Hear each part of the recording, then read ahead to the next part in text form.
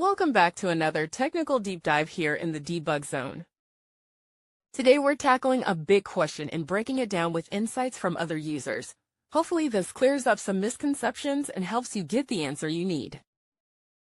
So buckle up, stay a little curious, and let's jump right in.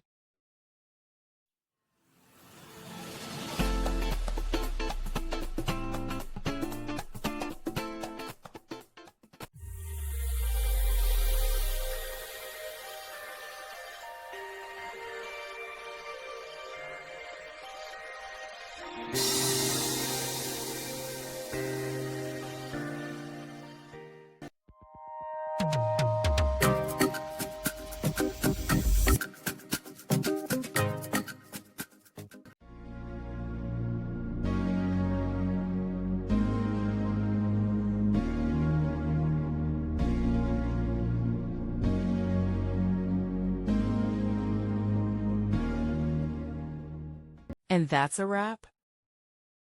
I hope you found the answer you were looking for. If you did, take a second to hit that subscribe button. It really helps out. And let me know in the comments which solution worked best for you. See you next time in the debug zone.